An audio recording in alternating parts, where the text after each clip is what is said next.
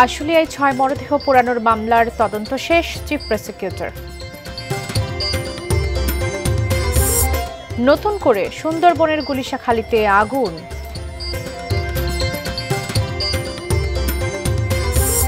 ঈদযাত্রায় রাস্তায় নামবে লক্কর ঝক্কর বাস, চলছে জোড়াতালিয়ার রঙের কাজ।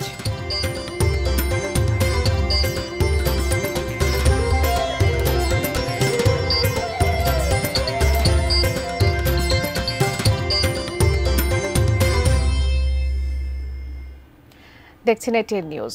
দেশের খবরে সবাইকে স্বাগত জানাচ্ছি, আমি বাবলি ইয়াসমিন। আকিজ বশির গ্লাসের সৌজন্যে শিরোনামগুলো শুনছিলেন। ছাত্র জনতার আন্দোলনে ঢাকার আশুলিয়ায় লাশ পোড়ানোর মামলার তদন্ত শেষ বলে জানিয়েছেন আন্তর্জাতিক অপরাধ ট্রাইব্যুনালের চিফ প্রসিকিউটর তাজুল ইসলাম। গত ৫ আগস্ট শেখ হাসিনা সরকারের পতনের দিন আশুলিয়ায় পুলিশের গুলিতে নিহত ৬টি মৃতদেহ পুড়িয়ে দেওয়া হয়। ওই ঘটনায় আন্তর্জাতিক অপরাধ ট্রাইব্যুনালে অভিযোগ করা হয় গত ১১ সেপ্টেম্বর। এ মামলায় গ্রেফতার রয়েছেন ঢাকা জেলার সাবেক অতিরিক্ত পুলিশ সুপার আবদুল্লাহ হিল কাফি, ঢাকা জেলা পুলিশের সাবেক অতিরিক্ত সুপার শহীদুল ইসলাম, আশুলিয়া থানার তৎকালীন ভারপ্রাপ্ত কর্মকর্তা AFM সায়েদ, ডিবির পরিদর্শক আরাফাত হোসেন, SI মালেক এবং কনস্টেবল মুকুল। এই মামলায় গ্রেফতারি পরোয়ানা জারি হলেও পলাতক আছেন ঢাকা ১৯ আসনের সাবেক MP সাইফুল ইসলাম।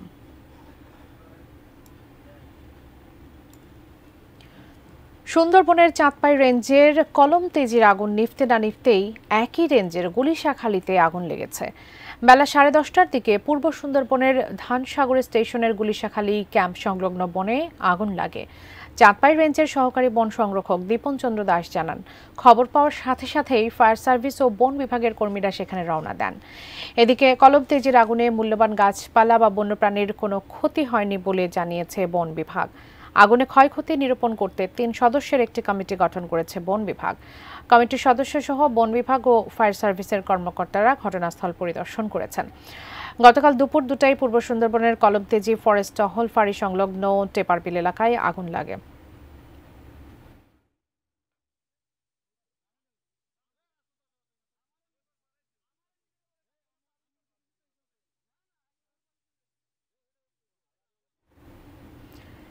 এদিকে ঈদ যতই ঘনিয়ে আসছে, চলছে লক্কর ঝক্কর বাসগুলো জোড়াতালি দিয়ে রং চং করে রাস্তায় নামানোর তোড়জোড়। মানুষের নারীর টানে বাড়ি ফেরার আকুতিকে বাণিজ্যের হাতিয়ার করে বন্দোবস্ত চলছে। এই যাত্রায় এসব ফিটনেসবিহীন গাড়ি যানজটের ভোগান্তি সৃষ্টি করে, জীবননাশী দুর্ঘটনার কারণ হয়ে দাঁড়ায়। দেশের প্রধান শহরগুলোর কি পরিস্থিতি জানিয়েছেন আমাদের প্রতিনিধিরা। বিভাগীয় শহর খুলনার সোনাডাঙ্গা কেন্দ্রীয় বাস টার্মিনাল, আশেপাশের গ্যারেজগুলোতে দেখা যাচ্ছে ভীষণ ব্যস্ততা। মেরামত চলছে যে গাড়িগুলোর, তার অধিকাংশই বেশ পুরনো, কোনোটি পড়েছিল বড় দুর্ঘটনায়, চলাচলের অনুপযোগী। ঝালাই ও রঙের প্রলেপ দিয়ে নতুন দেখানোর চেষ্টা চলছে।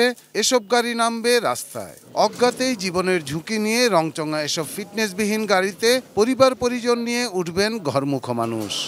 প্ল্যাটফর্ম বক্স নক সব সাইডে মাইডে সব পয়সা গেছিল। প্ল্যাটফর্ম পুরোটা আমরা নতুন করে বানাচ্ছি, বুঝছেন। ডেকোরেশনের কাম বাকি আছে আর সিট লাগান বাকি আছে। প্রশাসন অবশ্য বলছে ফিটনেসবিহীন গাড়ি যাতে চলাচল করতে না পারে তার সতর্ক নজর থাকবে। যে গাড়ির ফিটনেস বা অন্যান্য কাগজ ডেট ফেল থাকে সেগুলো আমরা আইনের আওতায় নিয়ে আসি। প্রতিটা জেলাতে টার্মিনালগুলোতে মনিটরিং সেল হবে, সাথে হচ্ছে আমাদের বিজনেস টিম থাকবে, যে ফিটনেসবিহীন গাড়ি কিংবা লক্ষ্যজকমাকা গাড়ি যাতে চলাচল করতে না পারে। একই চিত্র টাঙ্গাইলে। গত 1 মাস ধরেই শহরের ওয়ার্কশপগুলোতে চলছে সেই একই কাজ। দুর্ঘটনায় বেঁকে যাওয়া গাড়ি ঝালাই করা হচ্ছে, বহু পুরনো গাড়ির গায়ে রংচং করা হচ্ছে। ওয়ার্কশপের কর্মীরা বলছেন, প্রতি বছরই ঈদের 1-1.5 মাস আগে থেকে এমন সব গাড়ি গ্যারেজে আসে। ঈদ ছাড়া আমাদের গ্যারেজে 2-3টা গাড়ি থাকে, ঈদ আসলে একটু চাপ বেশি হয়। তবে ফিটনেসবিহীন গাড়ি যাতে মহাসড়কে উঠতে না পারে নজর রাখবে জেলার পুলিশ প্রশাসন। ফিটনেসবিহীন গাড়ি কোনো অবস্থাতে রাস্তায় চলাচল করবে না। ফিটনেসবিহীন গাড়ি যেখানে পাচ্ছি আমরা আইনগত ব্যবস্থা নিয়ে যাচ্ছি। বন্দরনগরীর বিভিন্ন গ্যারেজে পুরনো বাসগুলো নতুন করে সাজানোর কাজ চলছে। ঈদযাত্রীরা বুঝতেই পারবেন না গাড়ির আসল কন্ডিশন। তবে মালিক প্রতিনিধিদের দাবি, ফিটনেস আছে এমন গাড়িরই সাজসজ্জা চলছে। গাড়ি যেগুলো কাজ আমরা আসলে করতেছি, 20-30টা গাড়ি মোটামুটি চালাতে উপযোগী মনোমুগ্ধকর করছে, এগুলো ছাড়তেছি। এখানেও একই আশ্বাস দিচ্ছেন প্রশাসনের কর্তারা, ফিটনেসবিহীন গাড়ি উঠতে দেওয়া হবে না সড়ক মহাসড়কে। নির্বাহী ম্যাজিস্ট্রেটরা মোবাইল কোর্ট পরিচালনা করবেন, কার্যক্রম তো ওনাদের চলমান আছেই, সেটা আরও জোরদার করবেন ঈদ উপলক্ষে। লক্কর ঝক্কর গাড়িতে যাত্রী উঠতে চায় না, এই অজুহাতে রাজশাহী অঞ্চলের ওয়ার্কশপগুলোতে তড়িঘড়ি সারাই আর রংচং করে গাড়িগুলোকে দৃষ্টি আকর্ষণের উপযোগী করে তোলা হচ্ছে। সব কমপ্লিট কাজ করা হচ্ছে ঈদ মৌসুমের জন্য। প্রতিদিন এখন ঠিক রাস্তাতে যেন না কোনো ডিস্টার্ব দেয়। ফিটনেসবিহীন গাড়ির ব্যাপারে আমরা বদ্ধপরিকর এবং আমরা বলে দিচ্ছি কোনো ফিটনেসবিহীন গাড়ি যাবে না। 220-30টা চলে রেগুলার, আরও 200-300 গাড়ি অ্যাড হবে। বিআরটিএ ও পুলিশ কর্মকর্তারা বলছেন, ঈদযাত্রা নির্বিঘ্ন ও নিরাপদ করতে সব ধরনের ব্যবস্থা নেওয়া হয়েছে। বিআরটিএ, জেলা প্রশাসন এবং পুলিশ বিভাগ আমরা মাঠে আছি ইনশাল্লাহ। লক্কর গাড়ি যেন না চলে, ফিটনেসবিহীন যেন গাড়ি না চলে। হাইওয়েতে আমাদের রিগোরাস পেট্রোলিং চলছে। আমরা চেকপোস্ট, নিয়মিত চেকপোস্টের ব্যবস্থা করেছি, যাতে করে গাড়িগুলো চেক করা যায়, সন্দেহজনক কোনো গাড়িকে চেস করা যায়। সবখানে বিআরটিএ আর পুলিশ প্রশাসনের একই আশ্বাস, ফিটনেসবিহীন গাড়ি উঠতে দেওয়া হবে না সড়ক মহাসড়কে। যাত্রীদের জীবনের নিরাপত্তার স্বার্থে তা যেন বাস্তবে দেখা যায়। Shahidul Rana, desk report, ATN news. দর্শকের পর্যায়ে নিচ্ছি ছোট্ট একটা বিরতি, এরপর আরো যা থাকছে।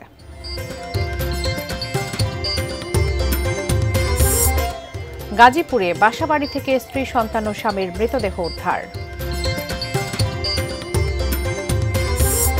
গাজীপুরের নিমতলিতে সড়কে প্রাণ গেল 2 জনের।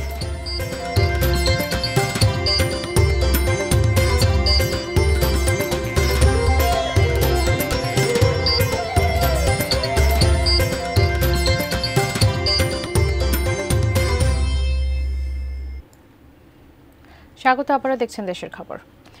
ঈদকে সামনে রেখে সিলেটের বিপণী বিতানগুলোতে জমে উঠেছে বেচাকেনা। দাম নিয়ে ক্ষোভ থাকলেও বাহারি পোশাকে সন্তুষ্ট ক্রেতারা। সিলেট থেকে বিস্তারিত জানিয়েছেন কামরুল ইসলাম মাহি।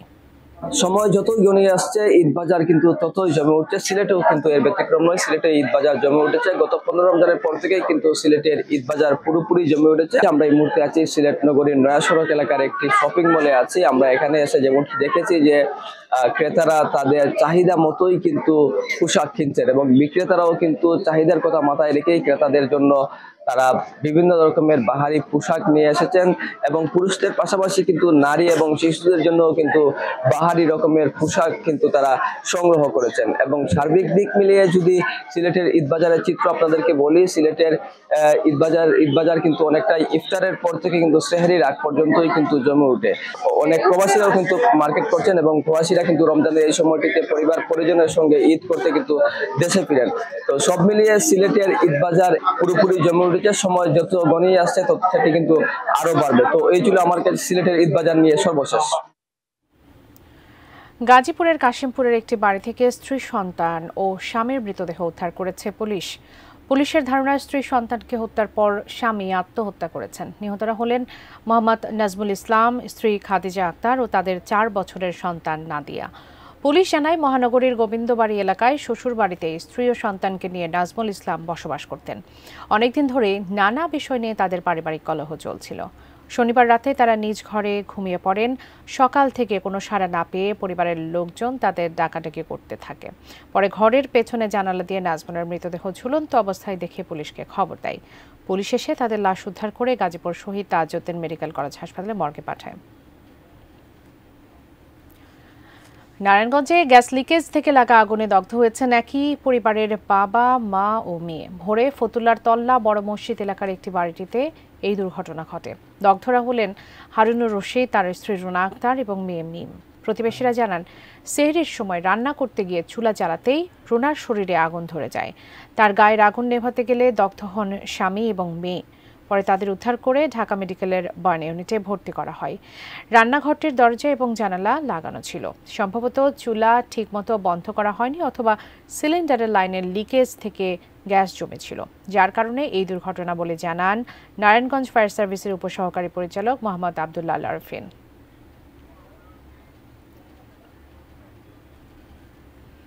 সময় হলো আরো একটি বিরতি নেবার, ফিরছি কিছুক্ষণ পর, সঙ্গেই থাকুন।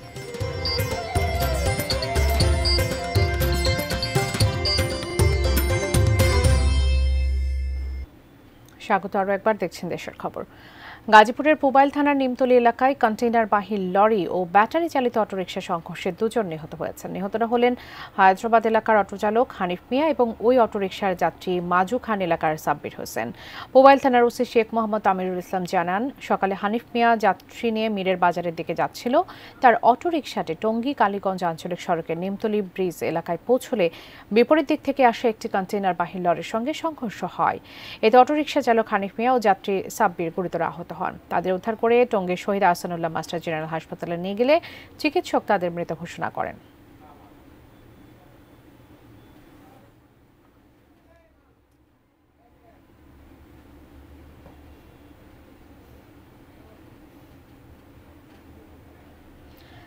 নিখোঁজের 30 ঘণ্টা পর টেকনাফের শাহপুরীর দ্বীপ থেকে উদ্ধার করা হয়েছে বিজিবি সদস্য মোহাম্মদ বেলালের মরদেহ।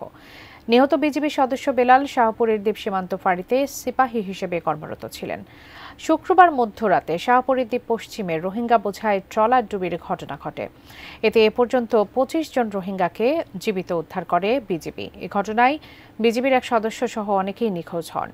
ঘটনার পর থেকে বিজিবি সদস্য বেলাল সহ নিখোঁজদের সন্ধানে বিজিবি ও কোস্টগার্ড সাগরে উদ্ধার তৎপরতা চালায়।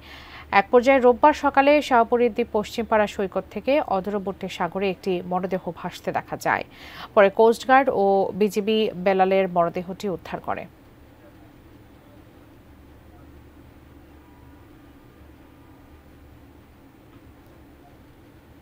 শেষ করব দেশের খবর, তবে তার আগে আগেজ বশির গ্লাসের সৌজন্যে শিরোনামগুলো জানিয়ে দিচ্ছি আরও একবার।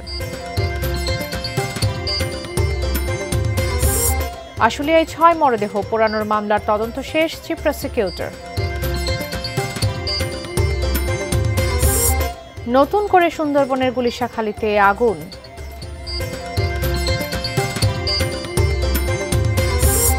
ঈদযাত্রায় রাস্তায় নামবে লক্কর ঝক্কর বাস, চলছে জোড়াতালি আর রঙের কাজ। গাজীপুরে বাসাবাড়ি থেকে স্ত্রী সন্তান ও স্বামীর মৃতদেহ উদ্ধার। গাজীপুরের নিমতলীতে সড়কে প্রাণ গেল 2 জনের।